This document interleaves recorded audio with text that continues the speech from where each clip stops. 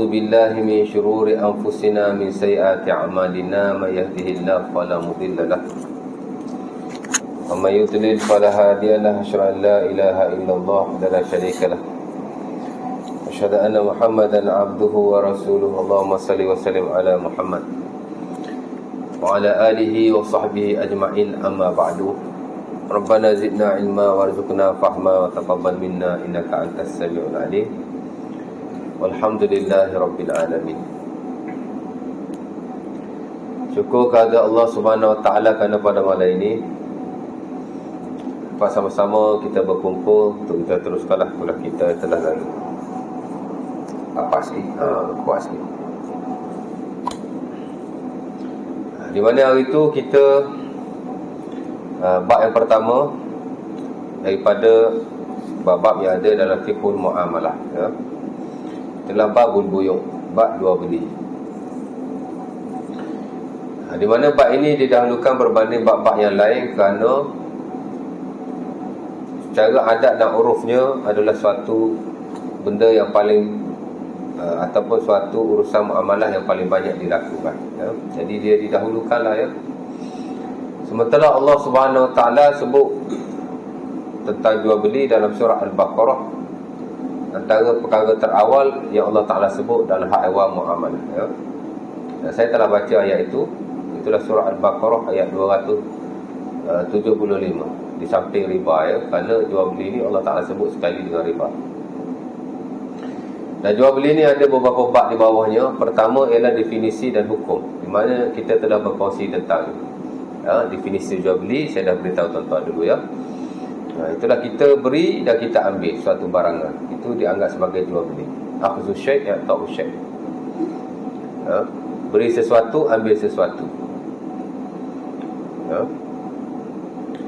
Yang merujuk kepada barangan yang dijual belikan. Ya. Kemudian hukum dia disepakati oleh para ulama, hukumnya adalah harus. Ya. Kerana jual beli adalah suatu kemestian. Mustahil Allah Subhanahu Wa Taala mengharamkannya. Benda yang daruri lah, benda yang mesti. Kerana manusia sentiasa memerlukan barang yang ada pada orang lain. Kita tak ada semua benda. Apa yang kita ada, tak semua benda orang lain ada. Apa yang orang lain ada, tak semua benda apa yang kita ada. Jadi masing-masing sering memerlukan antara satu dengan yang lain. Jadi macam mana nak buat? Mungkin ada cara-cara yang lain, boleh bagi free, boleh juga, kan? Tapi tak semua benda kita boleh bagi free kat orang. Di samping kita perlu juga pada benda yang lain, maka kena jual belilah. Kita jual, ada orang yang beli. Ada orang jual, ada orang yang beli, ya. Jadi haruslah, ya. Walaupun Allah Subhanahu Wa Taala tidak menjelaskan dalam Quran jual beli secara terperinci. Hatta kaifiat jual beli pun, umpama kata Al-Imam Ibn Qudamah, Allah Ta'ala tidak menspesifikkan, tidak merincikan, ya. Inna Allah abaha al-bay' walam yubayyin kaifiyatahu fawajaba ar-ruju' ila al-urf. Katanya Allah Subhanahu Wa Ta'ala mengharuskan jual beli, tapi Allah Ta'ala tidak menetapkan cara-caranya, menjelaskan cara-caranya. Maka hendaklah ia kembali kepada uruf. Uruf banyak memainkan peranan dalam hak awal muamalah, bukan saja jual beli, dalam banyak hal lah. Uruf ni maksud adat kebiasaan. Mungkin benda tu dulu tidak ada, tapi sekarang telah ada. Hatta mungkin dulu ia tidak diterima, tapi sekarang diterima. As long as dia tidak bercanggah dengan syarak secara jelas, maka dia dibenarkan, ya. Paling senang kita nak faham, kalau dulu konsep tunai ni hanya bagi duit saja. Dia tunai lah. Kita beli barang berapa ringgit ni, RM10. Bayarlah RM10 pakai duit cash, ya. Tunai, kan. Tapi hari ni instrumen tunai telah dipelbagaikan. Ada benda nampak macam bukan tunai, tapi secara hakikinya dia tunai. Pembelian secara cek, tunai tu, ya. Lepas tu Jakim membenarkan beli emas pakai cek.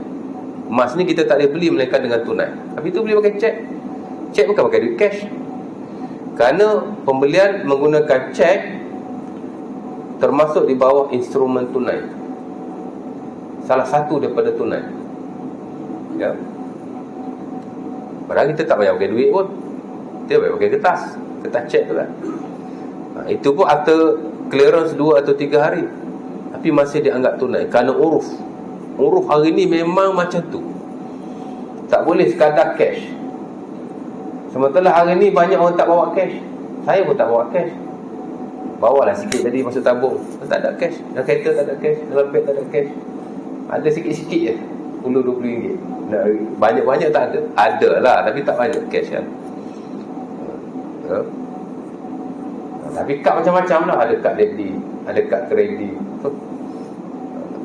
Itu cash juga tu.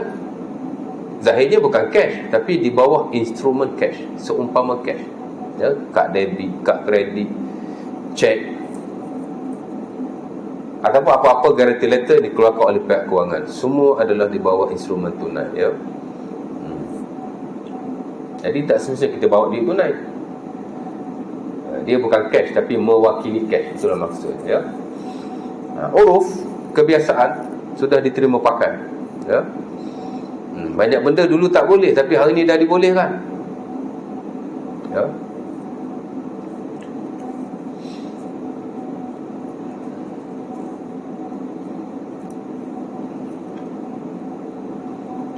Dan of course lah kerana kemaslahatan tu sendiri. Dalam muamalah, kemaslahatan amat-amat diambil kira. Ya. Baik. Jadi hukum dia haruslah, ya. Ajma'al ulama' ala anna al-bi' jaizun fil jumlah. Kata Ibnu Qudamah, ulama telah sepakat bahawa jual beli adalah harus secara umum. Ya. Walaupun ada sebahagian jual beli diharamkan, tapi sebahagian jual beli lain diharuskan. Itu isu yang lain. Tapi nak cerita secara amnya, dia disyariatkan, dibenarkan. Dan saya dah baca dalam Quran, dalam surah Al-Kahfi, jual beli telah berlaku seawal zaman Ashabul Kahfi. Duduk dalam gua. Bila dia keluar daripada gua, dia lapar, dia nak beli makanan. Dia suruh kawan dia bawa duit perak tu pergi beli makanan. Bila Ashabul Kahfi? Tak tahu. Tapi ia adalah sebelum Rasulullah SAW. Katanya pada zaman Nabi Isa. Katanya. Tapi tidak tahulah. Jadi ia telah berlaku di awal lagi. Ya. Itu bab yang pertama. Definisi dah hukum. Kita dah melepasinya. Ya. Jadi kalau orang tanya kita, jual beli ni apa, ya? Jual beli ni bagi sesuatu, ambil sesuatu dengan syarat-syarat yang tertentu. Ya. Ia melibatkan perturangan barangan antara dua pihak. Barangan tu tak kisahlah barang dengan barang dengan duit. Kerana duit juga dianggap sebagai barangan. Ya. Kalau bukan barangan pun dia ganti kepada barangan. Sebab adakah duit ni barangan? Ahli ilmu dia tak sepakat. Sebagai kata duit bukan barangan, ya. Duit bukan komoditi. Sebab tu dia melarang perniagaan mata wang. Duit tak boleh diniagakan kerana dia bukan barangan, dia bukan komoditi. Tapi saya tak nafi sebagai kata komoditi, ya. Boleh diniagakan jika menepati syarat-syarat. Tapi tak kisahlah, ya. Barang dengan barang, barang dengan duit, hatta duit dengan duit bahkan. Itu betul-betul jual beli yang ada pada zaman klasik dan juga ada pada zaman moden. 3 tu je lah, ya. Tapi hari ni jual beli telah dipelbagaikan. Ya, macam-macam lah instrumen yang ada, ya. Kalau kita baca resolusi Bank Negara, naik pening, banyak sangat instrumen-instrumen jual beli pada hari ini. Ya. Tapi kita heran juga, sebagai orang dia bermudah-mudah menolak sistem kewangan Islam yang ada pada hari ini dengan macam-macam dakwaan. Sedangkan kita dapati effort yang dilakukan oleh pihak-pihak kewangan termasuk di peringkat Bank Negara dan seumpamanya. Kita lihat dia telah melakukan effort yang amat baik sekali. Susah tuan nak implement Islamic financial ni. Ingat senang-senang ke? Kita dah 40 tahun dah buat Islamic financial ni, tapi tak ada apa pun. Tak ada apa pasal kita tak belajar. Mereka telah melakukan perkara yang amat baik dan effort mereka sungguh besar sekali. Cuma kita kena faham lah, banyak benda dia tak boleh dibuat perubahan serta-merta. Dan banyak hal dia perlu dilakukan secara berperingkat-peringkat. Pada tahun 1983 bila tabung haji ditubuhkan dan kewangan Islam mula diperkenalkan, itu hanya peringkat pembinaan asas saja. Konvensional dah di negara kita dah ratusan tahun. Daripada pemerintahan British dulu lagi 1980-an, semenjak awal bank dibuka. Tuan-tuan ingat bila buka 1983 boleh eradicate conventional system hanya begitu saja? Mana boleh? Kan? Mesti bina asas dulu. 10 years, 10 tahun tuan-tuan. Nak buat undang-undang, nak buat itu, nak buat ini di peringkat atasan tu, nak implement pula di peringkat bank-bank dan institusi kewangan. 10 tahun hanya pembinaan asas saja. Itu pun hanya beberapa produk yang dikeluarkan. Dan banyak bank lagi tidak menggunakannya. Tak terima lagi masa tu. Kan? Daripada tahun 1983 hingga tahun 1999 baru nak mengangkut. Tapi masuk 10 tahun yang kedua, 10 tahun yang ketiga, ini masuk 10 tahun yang keempat, barulah hari ni tuan-tuan dalam banyak-banyak institusi kewangan dan bank di negara kita dah hampir keseluruhan menggunakan pakai sistem kewangan yang ada. Paling dekat dengan kita Hong Leong Bank. Tuan-tuan tengok Hong Leong Bank tu Islamic Bank ke pada asalnya? Tak, nama pun Hong Leong. Tapi mereka sendiri telah menggunakan pakai banyak produk-produk yang base Islamic banking. Kan? Apa kalau kita pergi nak buka satu akaun, dia bagi pilihan, tuan-tuan nak buka Islamic ke atau konvensional. Padahal dia Hong Leong. Dia buka insurans. Tak kisahlah insurans hayat ke, insurans am ke. Insurans hayat ni insurans nyamuk lah, kan. Insurans kenderaan apa semua tu insurans biasa, insurans am. Dia pun dapat anugerah berapa tahun yang lalu, the best takaful in Malaysia. Padahal dia baru berapa tahun memperkenalkan produk itu. Saya tahulah sebab saya one of their customers. Saya pelanggan insurans Hong Leong. Dan antara sebab saya ambil insurans Hong Leong berbanding insurans yang lain, kerana anugerah yang dia dapat. Bila dapat the best, maksudnya the best dari sudut produk, the best dari sudut servis, the best dari sudut offer-offer yang lain. Bila kita buat perbandingan, kita ni kadang-kadang main ambil saja. Saya nak ambil insurans kereta tuan-tuan, ada 10 insurans, 10 saya tengok. Ya. Tak sama lah kau. Hak basic sama. Tapi offer-offer servis-servis yang lain yang hampir tidak sama. Tapi of course lah kita ambil yang Islamic. Tapi tengok. Ya. Banyak offer kereta tarik percuma. Tapi hak ni tarik 50 km je. Hak ni tarik 100 km. Hak ni tarik 150. Kita kena tengok detail dia punya servis. Ya. Baru kita ambil, kita puas hati. Aku bayar banyak ni, ni hak aku dapat. Ni dok tak bayar. Tapi bila kereta rosak kat tengah jalan nak tarik jauh 300 km, bank bagi 200 je, 100 km lagi kena bayar. Masa tu lah kan marah. Kata tarik percuma. Tarik percuma pun dia ada limitation kilometer dia. Bukan main tarik pula, rugilah dia kalau nak tarik daripada Kelantan mari sini free of charge. Kan? Dia ada limit dia. 100 km, 150 km lebih tu kita kena bayar lah. Pasal apa?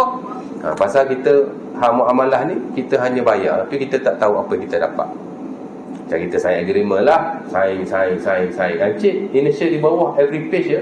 Kita sign lah every page kat bawah. Ada 20 page, 20 kita sign. Sampai sign hok besar lah kat belakang tu. Tapi kita tak baca pun. Tapi kalau baca pun tak faham. Tapi hari ni setahu saya dah ada 2 agreement. Satu yang bahasa Melayu, satu bahasa Inggeris. Dibuat sekali. Kalau 20 muka surat agreement tu, 10 muka surat yang pertama bahasa Inggeris, 10 surat bahasa yang kedua bahasa Melayu. Mana Ustaz tahu? Sebab saya banyak sign agreement. Ingat Ustaz ni tak buat loan ke? Ustaz buat loan juga. Kan? Dulu tak erti apa pasal only in English. Tapi saya perasan sejak kebelakangan ini agreement kita dah ada 2 bahasa, 2 language. Ada bahasa Melayu, ada bahasa Inggeris. Bahasa Arab je belum ada lagi. Tunggu saya jadi panel bank negara, saya buat bahasa Arab dulu agreement. Ustaz ni je. Nak cerita begitulah ya. Hukum dia harus ya. Itu yang pertama. Yang kedua, kebaikan. Kenapa diharuskan oleh Allah Subhanahu Wa Taala? Of course lah kerana kebaikannya. Dan kita nak kena faham bahawa tidak ada benda yang baik untuk manusia akan dilarang oleh Allah Ta'ala. Tak mungkin ya? Setiap benda yang dilarang, pasti benda itu tak baik untuk kita. Setiap benda yang disuruh atau dibenarkan, pasti benda itu adalah baik untuk kita. Ya. Itu asas dalam tasyri' dia panggil. Pensyariatan, itulah asasnya. Ibadah baik selain ibadah atau muamalah baik. Mana Allah Ta'ala suruh, ataupun Allah Ta'ala benarkan, atau Allah Ta'ala haruskan, itu of course baik untuk kita. Mana Allah Ta'ala larang, Allah Ta'ala tidak benarkan, confirm dia tak baik untuk diri kita. Ada banyak kebaikan jual beli. Saya notakan 4 saja. Pertama, Allah Ta'ala tidak akan mengharuskan jual beli, melainkan kerana kebaikan dan kemaslahatan yang besar ke atas kehidupan manusia. Sebab itu haiwan muamalah kita boleh berkembang sepesat-pesatnya. Tidak ada istilah bid'ah dalam muamalah. Kalau ada pun bid'ah hasanah. Ya, dalam ibadah ni ada bid'ah tuan. Muamalah tak ada selagi mana dia tak langgar syarak. Ya. Dan kita boleh berkembang mengikut perkembangan manusia itu sendiri. Pasal manusia ni dia akan berkembang. Manusia dia tak boleh tak berkembang. Dia mesti berkembang all the time. Ya. Jadi Allah Ta'ala benarkan. Dulu-dulu mungkin isu-isu dalam jual beli hanya sedikit saja. Tapi hari ini macam-macam isu jual beli yang dibahaskan. Mungkin kita tak nampak. Tapi bila kita belajar, kita dapati terlalu banyak isu-isu yang melibatkan jual beli. Mungkin kita tak terlibatlah sebahagian daripada. Yang kedua, manusia sentiasa berhajat kepada barangan yang ada pada orang lain. Ini saya dah sebut tadi. Maka urusan muamalah termasuk jual beli adalah daruri, necessary, dan semestinya tidak boleh sama sekali dilarang oleh Allah Subhanahu Wa Taala. Ya, Allah Taala itu maha bijaksana. Innallaha alimun hakim. Allah Taala itu tahu dan Allah Taala itu bijaksana. Ya. Dan semua hukum akal yang diturunkan oleh Allah Subhanahu Wa Taala di atas kebijaksanaannya.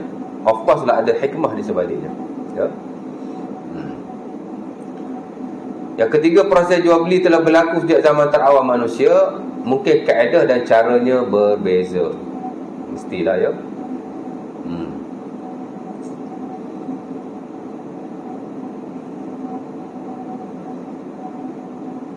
Tapi kita kena ingat juga, kadang-kadang perkembangan yang berlaku juga menjadikan manusia lebih bijak untuk mengambil kesempatan di atas orang lain. Ya. Kita boleh beli barang yang tak ada depan mata kita, as long as kita disifatkan. Kita diberitahu akan spesifikasinya, detail-detailnya. Boleh kita beli barang online kan, tengok gambar, tengok harga, tengok spek. Betul tak? Kadang-kadang yang sampai kepada kita tak sama apa yang kita lihat. Nak salahkan siapa? Ya. Dulu saya pernah berlaku juga tuan. Dulu saya kan manager restoran sebelum jadi ustaz lah. Jual pizza. Ya, saya jual macam-macam dulu, jual pizza, jual burger, jual ayam. Dululah belum jadi ustaz. Masa tu baru nak start kot.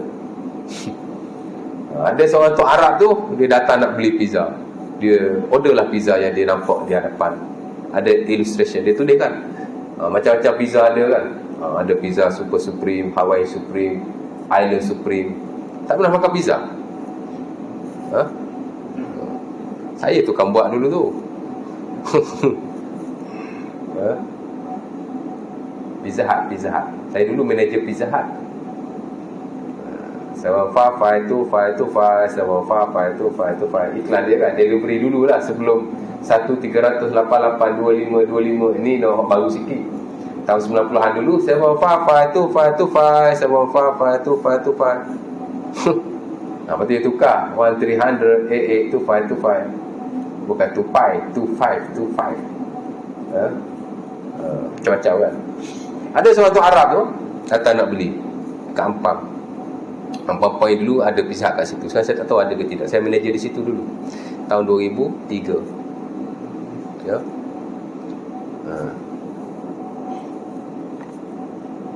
Dia order lah apa yang dia nampak. Ada gambar macam-macam kan. Dia dah tulis dah situ, for illustration purpose only. Mana untuk gambaran zahir saja. Tak semestinya kita dapat sama macam dalam gambar. Itulah maksud dia. Okey, dia order lah, I want this. Nama apa tak, mana satu saya tak ingat lah, tapi adalah pizzanya tu. Kita bagi. Oh tak nak. I tak nak yang ni kata. I nak yang itu. Sama lah tu saya kata, yang itu yang ini sama. Tak sama. Gaduh-gaduh. Tapi tu tak apalah kan, depan mata. Ini yang kita online apa semua ya. Jadi bila orang tanya kita macam mana ustaz, kita tengok gambar macam besar. Memang dia jadi tak samalah dengan apa yang kita dapat. Saya pun tak nak jawab. As long as penjual telah memberi spesifikasi yang terbaik, mana dia dah tunjuk gambar, kalau ada ukuran dia nyatakan ukurannya, everything is there. Jadi kalau kita salah juga, jadi tak boleh nak buat apalah, kita nak cakap apa kan. As long as perincian kepada produk tu telah dinyatakan sebab benda tak ada depan mata. Jadi kita pun tak boleh nak salahkan dia. Melainkan dia, jika dia menyembunyi setengah maklumat yang sepatut dia sampaikan, itu dia berdosa ya. Tapi kalau semua telah dinyatakan spek-spek dia, apa yang boleh kita buat?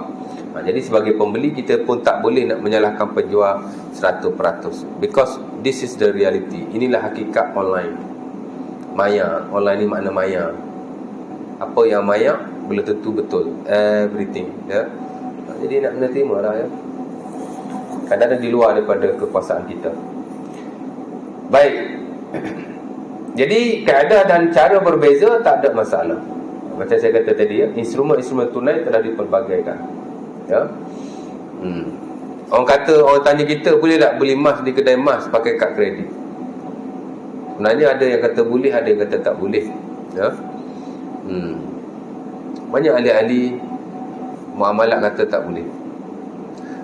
Dan fatwa dunia yang dikeluarkan oleh Majma' Fiqh Islami, dan itu juga yang difatwakan oleh Dr. Zulkifli Al-Bakri dalam maktabah beliau, ialah tidak dibenarkan beli emas dengan kad kredit ya.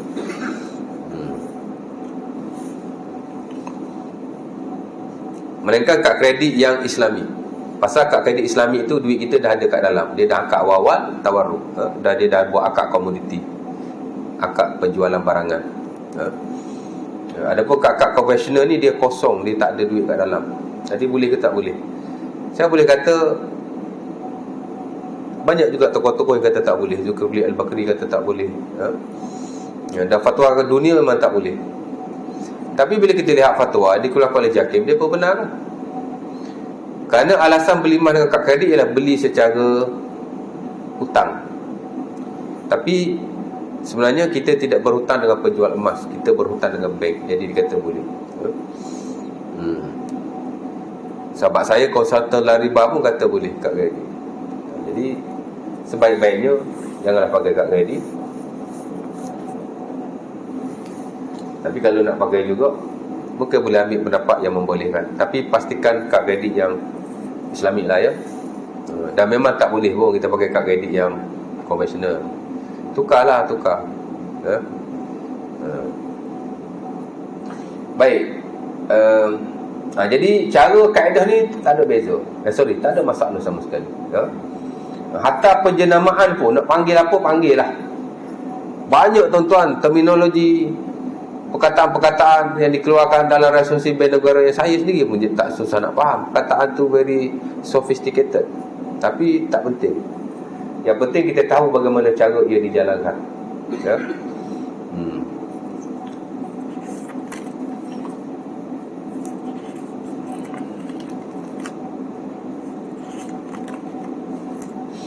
Sebab Allah Ta'ala membenarkan jual beli. Sebab itu Allah Ta'ala membenarkan jual beli dan tidak menjelaskan cara-caranya secara spesifik. Ini bermakna ia mesti kembali kepada uruf dan kebiasaan manusia. Asal-asal muamalah adalah harus. Ini kaedah yang kita kena sentiasa ingat ya. Melainkan jika ada dalil yang melarang. Okey, itu yang pertama. Jadi kita dah habis yang pertama, kita pergi yang kedua pula, itulah rukun jual beli. Rukun jual beli ada 4. Pertama, penjual. Istilah Arab dia panggil al-ba'i'. Tak ingat pun tak apa ya. Ustaz kena ingat lah istilah-istilah Arab ni. Tapi orang lain tak payah ingat. Kita faham konsep saja cukup. Pertama, mesti ada orang yang menjual barangan itu. Seller kita panggil. Penjual kan. Nak berlaku jual beli mesti ada penjual. Kalau tak ada penjual, macam mana nak berlaku? Penjual mesti ada. Yang kedua, mesti ada pembeli. Hak tadi kita panggil al-bai', seller. Hak ni kita panggil al-mushtari ataupun al-mubta'. Ada dua istilah dalam bahasa Arab. Al-mubta' pun boleh, al-mushtari pun boleh. Sehingga kita panggil buyer lah, pembeli lah ya. Penjual merujuk kepada orang yang memiliki sesuatu harta untuk diniagakan, ya. Penjual ni orang memiliki barang tu lah, ya. Pembeli pula orang nak beli. Pembeli merujuk kepada orang yang ingin memiliki barang berkenaan melalui proses jual beli tersebut. Dua lah. Yang ketiga, rukun dia barangan. Of course lah, jika ada penjual, jika ada pembeli, mesti ada barangannya, ya. Barangan disebut sebagai ma'qud alaih. Itu istilah dalam bahasa Arab, ya. Ataupun juga disebut sebagai al-muthamman. Al-muthamman, ya. Mesti ada barangan, mesti ada item, mesti ada produk, ya, mesti ada goods, mesti ada komoditi yang nak digunakan, nak dijual belikan, ya. Yang keempat, penjual, pembeli barang, ya. Yang keempat, mesti ada akad. Itulah kontrak ataupun persetujuan antara dua pihak, penjual dan pembeli, untuk melakukan proses berkenaan. Mesti ada akad. Istilah akad di peringkat muamalah diistilahkan sebagai kontrak. Cuma kita jangan faham bila sebut kontrak ni benda kena bertulis. Tidak. Kontrak ni dia terbuka. Akad ni ataupun kontrak dia terbuka. Boleh secara tulisan. Mana kalau kita beli barang ada hitam putih bukti yang kita melakukan proses berkenaan, ya. Bila kita beli barang, kita bagi duit, dia bagi barang, keluar resit. Itu juga boleh dianggap sebagai akad atau kontrak. Bukti kita telah melakukan proses berkenaan. Tapi kalau tak ada semua itu, tak ada tulis, tak ada apa kan, sekadar dia bagi, kita ambil, juga dianggap sebagai akad. Itu dia panggil akad mu'attad. Tadi tulis. Yang kedua, akad dengan mulut. Tadi pertama akad dengan tulisan, ya. Kontrak dengan cara tulis. Berlaku juga pada zaman Rasulullah SAW, tapi tidak semuanya. Kita nak cari hak mana Nabi dan sahabat jual beli, semua ada akad tulisan. Hampir tidak ada. Kalau ada pun sikit sangat. Kita belajar dalam muamalah pun, yang ada antaranya Nabi jual hamba kepada, siapa nama sahabat tu? Anak kepada Khalid, Ibnu Khalid, nama dia Adda bin Khalid, ya. Adda bin Khalid, dia beli hamba daripada Rasulullah. Dia ada dua riwayat. Satu riwayat dia beli hamba daripada Rasulullah, satu riwayat lagi Rasulullah beli hamba daripada dia. Tapi yang kuat katanya baginda beli hamba daripada beliau, ya. Jadi baginda beli hamba daripada beliau, Rasulullah beli hamba daripada beliau, ataupun beliau beli hamba, Rasulullah beli hamba daripada Adda, ataupun Adda beli hamba daripada Rasulullah, tak kisahlah, tapi ada surat, ya? Ada resit. Apa dinyatakan dalam resit itu? Nama pembeli lah, ya. Hadza mashtara Adda min Muhammad Rasulillah. Ada nama penjual, itulah Adda. Ada nama pembeli, itulah Rasulullah. Ada pula dinyatakan apa yang dia beli. Ishtara minhu abdun, ishtara minhu abdan au amatan. Dia beli seorang hamba, lelaki atau perempuan. Tulis itu, ya.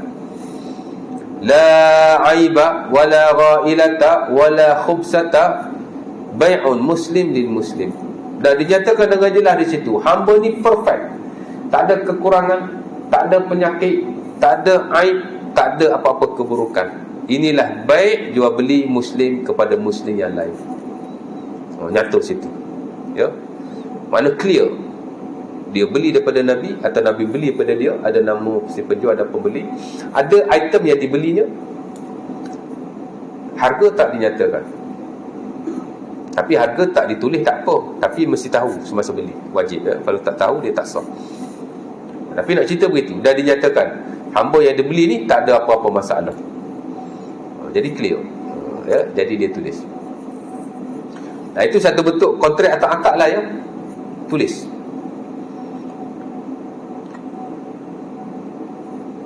Satu lagi dengan cara mulut. Tulis ni biasa hari ni masa raya semua kan ada resit apa semua okey lah ya. Tapi kalau kita beli sama-sama kawan-kawan takkan nak tulis pun. Pakai mulut je lah kan? Ya. Aku beli sekian-sekian, aku jual sekian-sekian. Pergi pasar pagi takkan beli ikan sekilo nak buka resit pun. Kalau kedai Aceh dia buka resit, dia ada mesin. Tapi pergi pasar malam kan ada orang yang beli ayam kat pasar malam buka resit. Kalau ada, mungkin kalau nak claim nak claim kat isteri ke, isteri suruh beli ayam, dia beli minta resit dengan tukang jual. Nak buat apa resit ni? Balik nak claim orang rumah ni. Kok ada lah ya. Tapi tak ada kan. Mulut je lah. Kadang-kadang mulut pun tak bunyi. Bagi je RM10 ambil ayam bawa balik. Itu juga dianggap sebagai kontrak. Apa-apa bentuk yang menunjukkan benda tu berlaku, dia sudah dianggap sebagai akad. Walaupun tulisan, walaupun kata-kata, walaupun sekadar perbuatan. Perbuatan ni panggil mu'attad. Jual beli tanpa sebut, tanpa tulis. Dulu-dulu majoriti ulama menolak prinsip ini. Standard mazhab Syafi'i, jual beli secara mu'attad, tanpa akad, baik dengan mulut, baik dengan tulisan. Akad dengan perbuatan, dia tidak sah. Jual beli seumpama itu, dia tidak sah. Dan kalau kita ambil barangan itu, dianggap kita mengambil barangan yang tidak halal. Kita makan pula daripada jual beli itu, dianggap sebagai kita memakan duit yang haram. Berat tu. Kerana dia jual beli tidak sah di sisi majoriti ulama dahulu, termasuk yang standard dalam mazhab Syafi'i. Itu yang dulu-dulu zaman kita kecil, kalau kita pergi ikut atuk kita pergi pasar kan, atuk kita mesti saya beli ya, apa saya wajib ni, tak buat berdosa ni. Dan dulu ulama terawal yang kata harus ialah Al-Imam Ibn Suraj. Ramai-ramai ulama Syafi'i, dia seorang yang kata okey, boleh, dia kata tak apa, tak sebut, ambil je. Dia panggil mu'attad. Maka ia adalah fatwa yang paling tercorok sekali pada uruf ketika itu. Paling top famous lah. Apa lain kata kena tulis, kena cakap, dia cakap tak payah tulis, tak payah cakap, main ambil gitu je. Tak jelas kan ya? Dia kata tak apa, kerana tidak ada dalam Quran atau hadis Nabi SAW yang menyuruh sedemikian. Ada berlaku tapi Nabi tak pernah suruh. Ada surat hak Nabi beli ditulis, tapi Nabi tak pernah suruh. Sekadar ia dilakukan oleh Rasulullah, tak bermakna ia wajib. Satu. Yang kedua, tidak ada spesifikasi dalam Quran, tak ada pendetailan. Yang Allah Ta'ala kata jual beli saja kan. Jadi kata tak ada masalah. Yang disuruh ialah redha, itu saja. Allah Ta'ala sebut surah An-Nisa ayat ke-29, ya ayyuhallazina amanu la ta'kulu amwalakum bainakum bil batil illa an takuna tijaratan antara minkum. Allah Ta'ala kata apa-apa proses kamu buat, jual belilah terutamanya, kamu mesti redha. Jadi hasil ulama nak hasilkan, ulama istinbat nak hasilkan redha ni macam mana? Cara sebut lah, cara tulis lah. Ia hanya ijtihad semata-mata, tapi ia bukan perintah khusus daripada Allah Ta'ala atau Rasul. Jadi kata tak apa. Jadi ia jadilah fatwa yang paling tercorok sekali. Tapi hari ni kita lihat fatwa itu adalah fatwa yang diguna pakai. Hak majoriti dulu kata wajib ataupun mesti buat, hari ni langsung orang tak pakai. Hak Ibn Suraj tu kata boleh, hak tu lah yang kita pakai hari ni. Kalau dulu fatwa tu tercorok, hari ni fatwa tu lah yang paling banyak diguna pakai, kerana ia adalah yang paling praktikal sekali. Betul tak? Ya. Kalau semua benda kita jual beli nak kena tulis, bermasalah. Hatta kalau nak cakap pun ambil masa juga. Kalau cakap pun senang, ambil je, ambil jadi kita bayar. Ya. Senang kan? Memanglah dalam setengah-setengah keadaan, mengambil yang mudah dan menyenangkan itu lebih baik daripada menyusah-nyusahkan. Buat apa kita nak ambil benda yang menyusah-nyusahkan? Naklah yang mudah ada. Jadi akadnya nak kena faham. Kontrak antara dua pihak yang berjual dan membeli, boleh dengan tulisan, boleh dengan kata-kata, dan boleh dengan perbuatan sahaja, as long as masing-masing redha dan berlaku proses jual beli tanpa apa-apa masalah. That's it. Cukup lah. Yang kelima, redha di mana proses jual beli mestilah berlaku secara sukarela dan tiada paksaan. Ni of course lah ya. Jual beli mesti dilakukan secara sukarela. Bukan jual beli sajalah, mana-mana muamalah urusan ni, sebarang transaksi dia mesti redha antara satu dengan yang lain. Tak boleh secara paksaan, mesti sukarela. Kalau boleh paksa ni satu saja, sultan, hakim, qadi atau mufti. Dia boleh melakukan transaksi secara paksaan di atas tujuan-tujuan dan kemaslahatan tertentu. Ya. Contoh ustaz, contoh ada member ni dia suka berhutang dengan orang. Berhutang sana, berhutang sini, berhutang sana, berhutang sini, ya. Dan dia tak bayar hutang dia. Bila si pemiutang pergi mengadu kepada hakim, fulan bin si fulan ni hutang duit dia tak pernah bayar, hakim boleh memaksa buat keluar surat resolusi arahan mahkamah kepada hak berhutang tadi supaya membayar hutang je.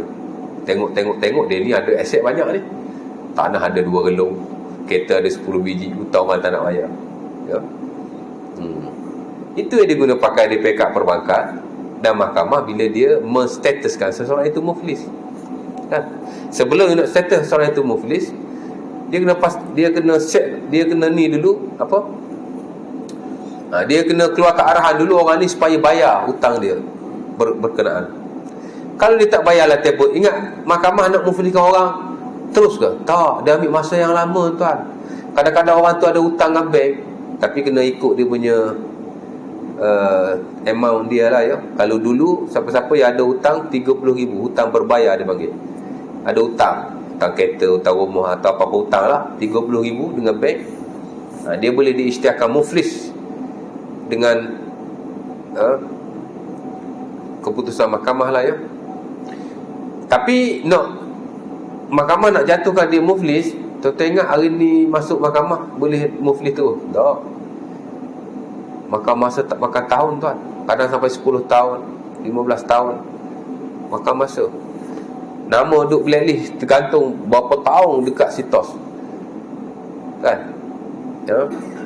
Dah masuk mahkamah banyak tahun, dipanggil tak datang, keluar surat, keluar itu, keluar ini, macam-macam. At the end baru keluar status muflis, ya, pasal tak bayar-bayar. Kalau dulu 30,000, sekarang ni 50,000. Siapa-siapa yang ada hutang dengan bank 50,000, tak dijelaskan dalam tempoh masa dan dikeluar resolusi mahkamah selama beberapa kali, tak boleh buat juga, baru dikeluarkan status muflis, ya. Jadi hakim ataupun pihak penguasa dia boleh paksa kawan ni jual harta dia untuk diselesaikan hutang-hutang dia kepada orang-orang yang dia berhutang. Itu boleh. Adalah setengah-setengah orang, ya. Sama juga kalau kerajaan memerlukan harta dia untuk sesuatu kemaslahatan ummah, kerajaan boleh paksa dia jual sebahagian daripada harta dia, ya. Contohlah kerajaan nak buat highway lalu untuk tanah kita berkerah tak nak jual, kerajaan boleh paksa kita jual kerana dia nak buat jalan untuk kemudahan orang ramai. Apa-apa yang melibatkan kemaslahatan am boleh dipaksa jual sebahagian daripada hartanya dengan syarat sultan, raja, pemerintah. Jadi tak ada masalah. Kerajaan kita nak buat highway kat situ, highway kat sini, kan, kadang-kadang kena tanah kita, nak berkerah, boleh jual. Malah dalam keadaan wajib kita mengikuti arahan kerajaan berkenaan untuk kemaslahatan orang Islam, untuk kemaslahatan orang Islam. Kerajaan nak pasang paip air lalu ke tanah kita, dia suruh kita jual, kita wajib jual. Kalau dia suruh sewa, kita kena sewakan, yang melibatkan masalah umum seumpama itu, ya. Walaupun harta kita, tapi dalam setengah-setengah keadaan penguasa dia ada hak, ya. Habis dah rukun jual beli, redha, ya. Tapi the rest redha. Kita tak boleh paksa orang jual barang kepada kita, kita tak boleh paksa orang tu beli barang kita, ya. Jadi mesti di atas redha meredai. Wah, bila berhenti, ya. Kemudian yang ketiga, syarat jual beli. Ada 6-7 syarat di sini. Kemudian yang penting juga, jual beli yang dilarang. Jual beli yang dilarang dalam syarat Sebenarnya ada tak kurang daripada 30 ya. 23 saya nukilkan di sini. Sebahagian mungkin ada hubung kait dengan kita, sebahagian tidak ada. Tapi untuk kita tambah maklumat dan ilmu boleh dah, insya-Allah taala. Ini saya sambung next kuliah. Syarat jual beli ya. Syarat ni merujuk kepada rukun-rukun tadi. Kita kata rukun pertama penjual. Apa syarat-syarat penjual? Ada syarat-syaratnya. Rukun kedua pembeli. Apa syarat-syaratnya? Rukun ketiga barangan. Apa syarat-syarat barangan itu? Ya.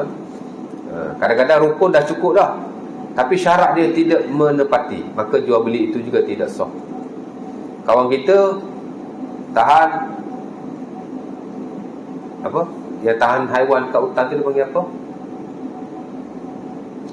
Dia nak tahan haiwan masuk perangkap-perangkap. Dia nak tahan kijang masuk apa? Masuk haiwan lain lah. Babi hutan masuk. Dia ada kawan daripada Sabah.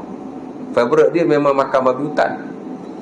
Dia kata babi hutan ni daripada aku buang ikut darat, aku jual kat kawan aku.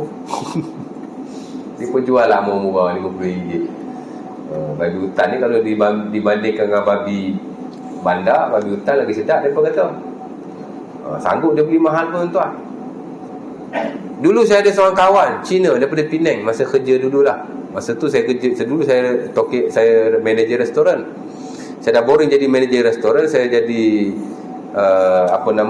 manager bahagian agensi, tour agensi ya. Sebelum jadi ustaz kerja macam-macam, saya baru nak start kan.